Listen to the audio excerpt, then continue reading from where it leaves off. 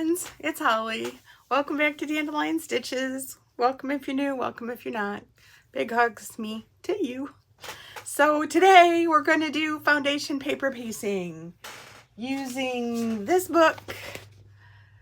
And yeah, so I already filmed the whole thing and I went back to edit it, and it was basically 45 minutes of me muttering to myself.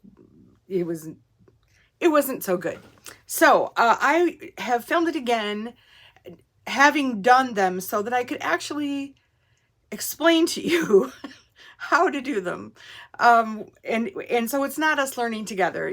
I did figure it out, but I hope that it turns you on to foundation paper piecing if you're new. I'd like to give a shout out to Brenda from Conquering Mount Scrapmore, and I will put a link to her YouTube channel below. That woman can foundation paper piece like it's amazing, and she just pulls out little scraps and makes amazingness. It's very cool. But for us beginners, this was an absolutely fantastic place to start, and you know, they turn out pretty cute in the end. Once I got started, man, I was freaking addicted. I wanted to foundation paper piece everything. Like, I want to order all the papers and make all the things. So I hope that it sparks that for you. I found it to be super, super fun. So here's the video. Hope you enjoy. All right, who wants to paper piece? I do. Pick me. So I got all my goods here. We'll go through what everything is first. What you're gonna need. I'm using this book, Carol Doak, Show Me How to Paper Piece. It was an excellent purchase. It's not a very big book, but she goes right from the beginning all the way to the end of how to do this. And then in the end, you make this cute little like wall quilt or mini quilt. And she explains how to connect them correctly, and I'm impressed. She's good. So it starts out with, you know, what paper piecing is and how you do it, and then what you would need. You're gonna need some chunks of fabric. If you want to make the whole thing, it gives the yardage for the bindings and all that kind of stuff here. And in our next video, I will go ahead and show you how to connect them and make the rest of this quilt. So we'll get to that eventually. So the things that we need: your sewing machine, of course, your cutting mat, your rotary cutter. It suggests a light source, like a light box. Did not have one. I get how it could be really, really helpful, so I ordered one on Amazon. Should be here this weekend, but not in time for this video.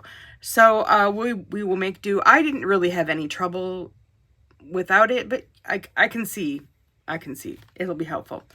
You're going to need, it calls for a 6x6 ruler. This one is 6 1/4, worked just fine. You just need a good corner to excuse me, to square off your blocks. So if there's one thing or two things actually that you super need to do paper piecing, it's this. Add a 1/4 plus ruler. I don't know this. In the book, she says it's by Annie. I don't know if this one is by Annie, but it's got this little like ridge on it, and that ridge comes in real handy later.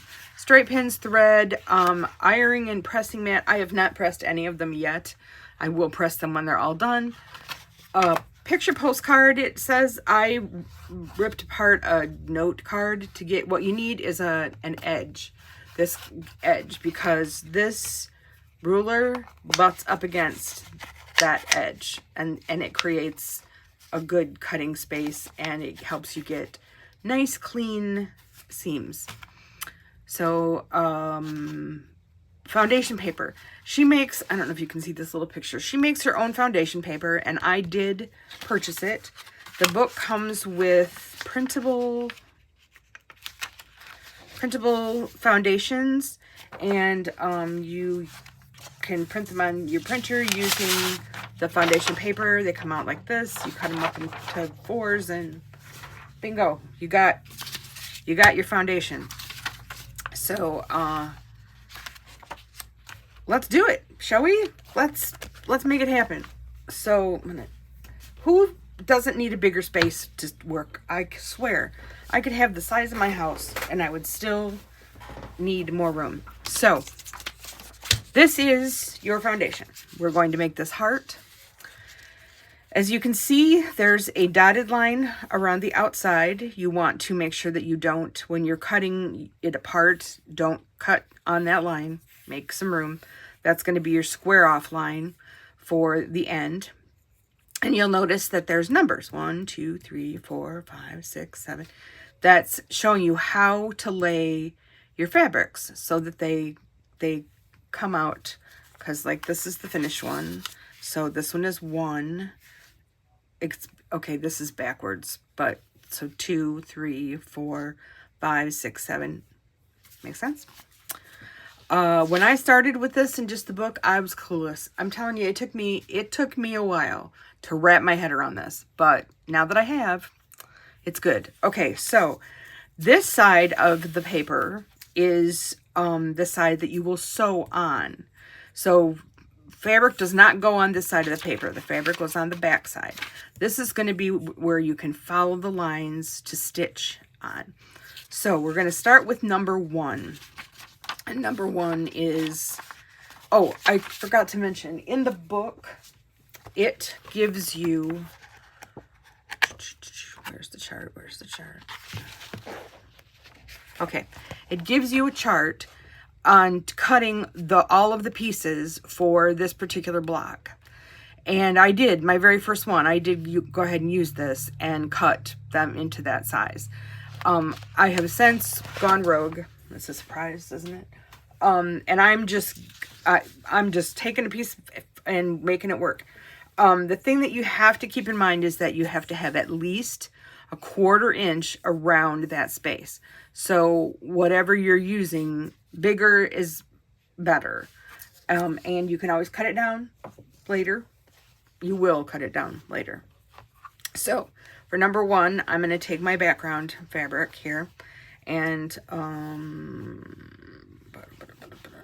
do I care what color? No, I don't. So I'm just chopping up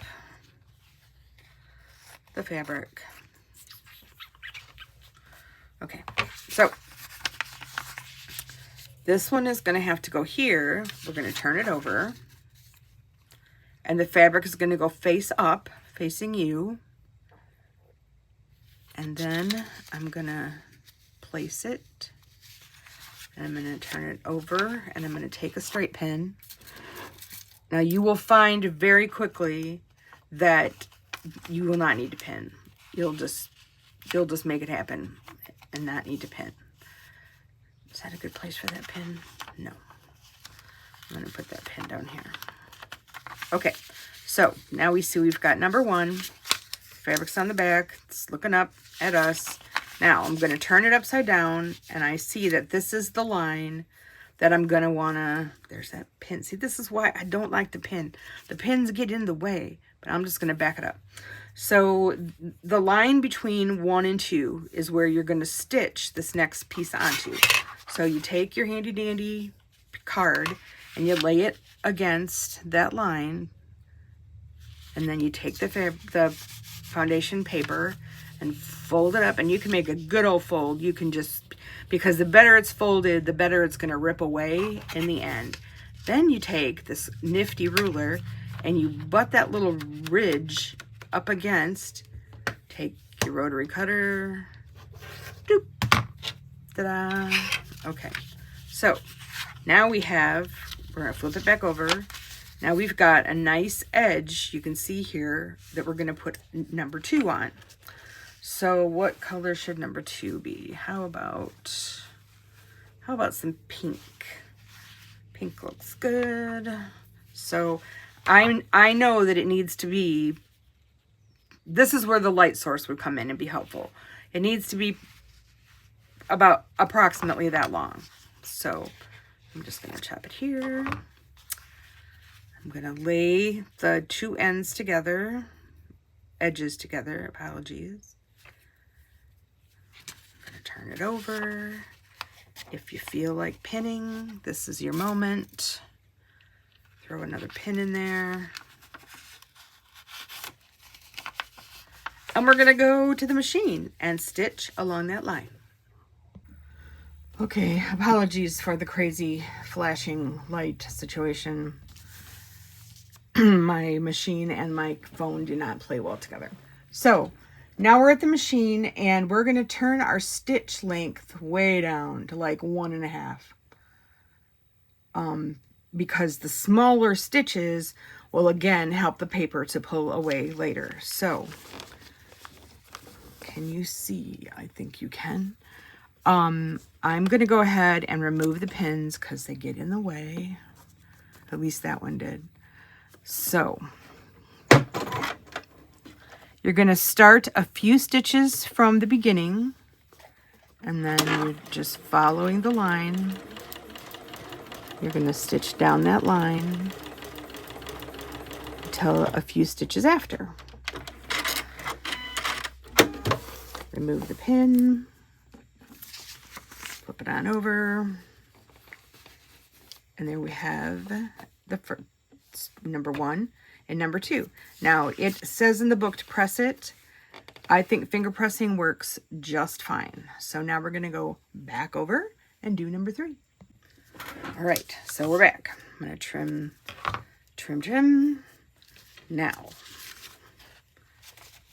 make sure you've got your pieces folded down. And now we're going to do the card trick again. So now we're between line 2 and 3.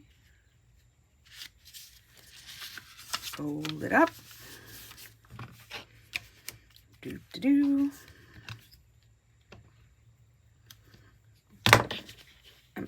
I'm in frame, but maybe not as in frame as I ought to be. Okay.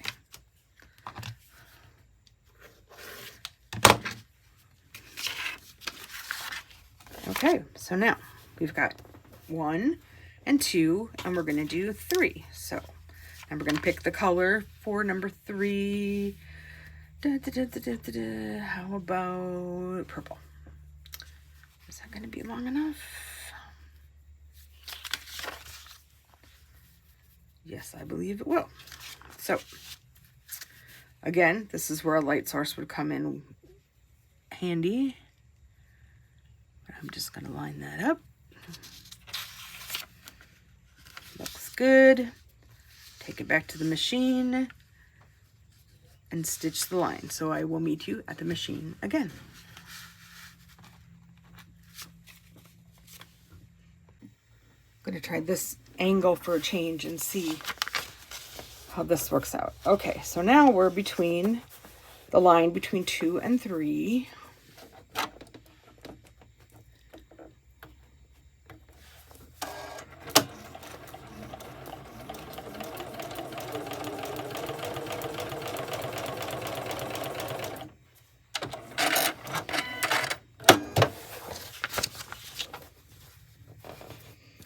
And ta-da!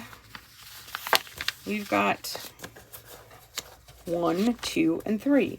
Now I'm going to go ahead and do 4 without you, but then because we're going to be going a different direction, I will come back for 5. Okay? Okay, so now I've done 1, 2, 3, and 4, and the next one is going to be 5. So,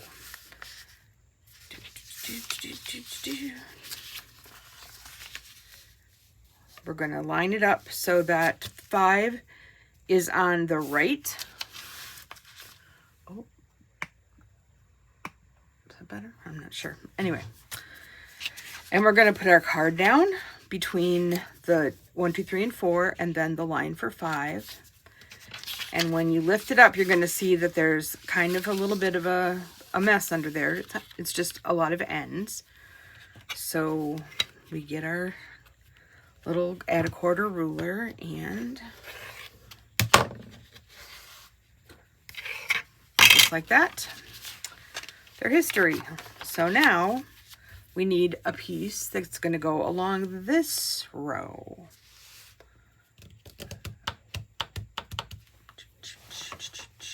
How about orange? We're just making a super duper crazy one here. Take our scissors, chop, chop, chop. Put the orange one there, and then we're going to go to the machine and stitch along that line.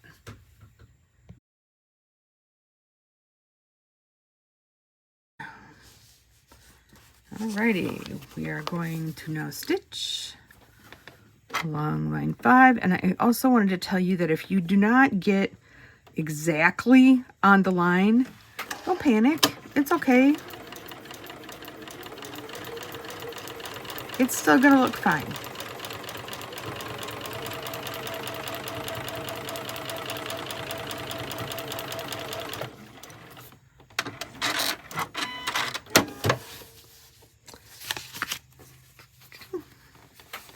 And there we go.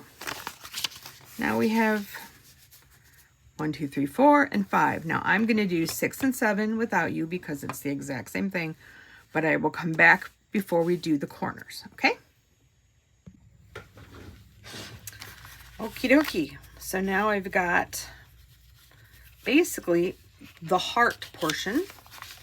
So we're going to, the next number is 8, and it is a corner or a background.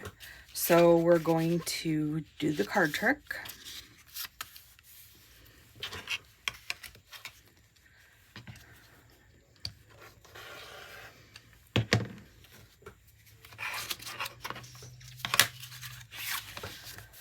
I'm going to trim some of these little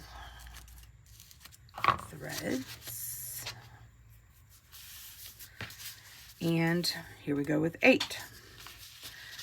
So I went ahead and pre-cut the corners to the chart just so that the corners were a little bit easier, but honestly, it doesn't need to be. Just another chunk would have done it. So I like to lay it down so that the point is where it should, and then just flip it over.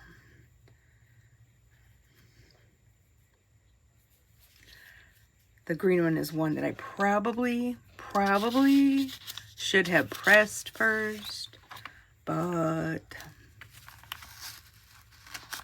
nothing a pin can't fix.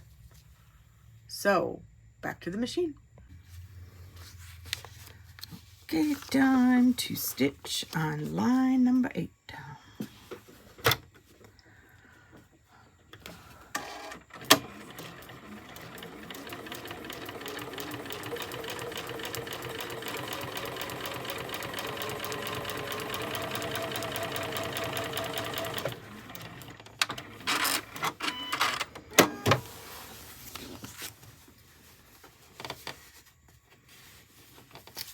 Starting to look like something.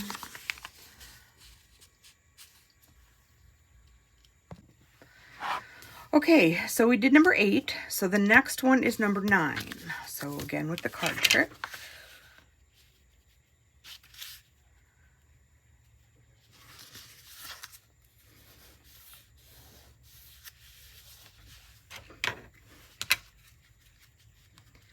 I guarantee that after doing this, you will never look at your stash the same way again. There are so many little pieces that I went, oh no, that's not big enough to do anything with. Oh yes. Yes, it is. Alrighty. Now let's see. So again, I'm just gonna lay it so the corner matches. But it's, you don't, honestly, just another chunk would be fine. You would trim it up in the end and it would be fine. It doesn't have to be a triangle. I'm going to go back and I'm going to stitch on 9. I don't think that you need to watch me stitch it again, but I'll be back and then we will do the little corners. Da, da, da, da. We're almost there. Flip over, trim some little things that need trimming. And now we are up to number 10, which is a little bitty one. Same thing, card trick. Fold it over.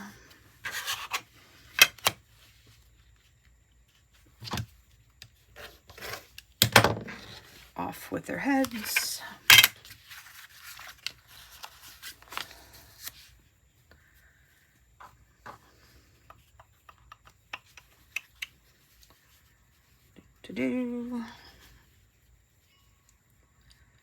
Lay it down. I'm gonna go stitch. I'll be right back. Okay, last corner, number 11. Lucky number 11. Here we go. And if they do this, they pull up, you just pull them down.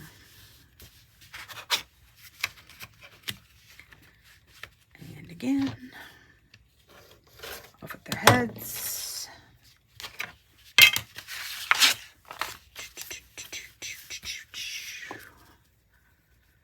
Could I be any more annoying? Probably not. Alrighty.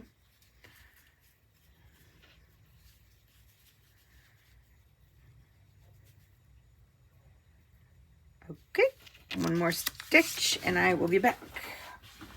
My iron set up here. Wake up. It's time for action. So,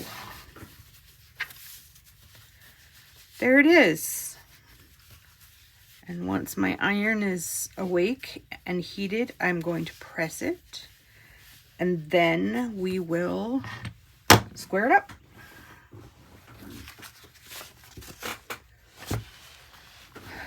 Which with these foundation papers could not be easier.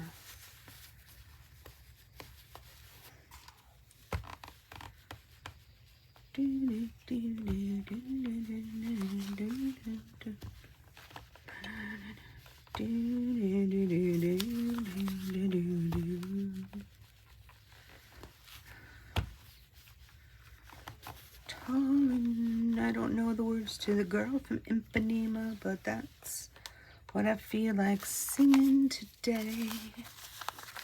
Okay. We are pressed. Now, we flip her on over to the side with the lines. And what we're going to do here is line up the ruler so that the dark line of the is along the dark line of the, so the dark line of the ruler is along the solid line of the heart pattern. And then you just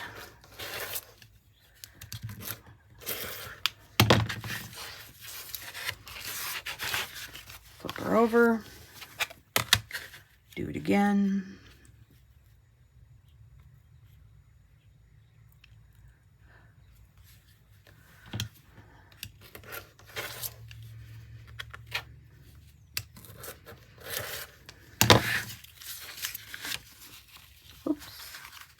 Oops.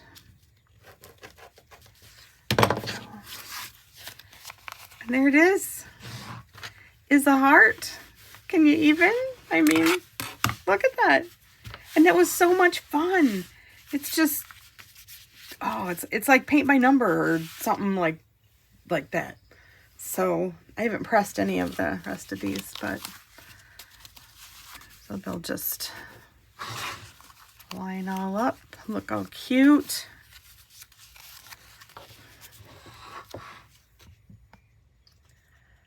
So that's it.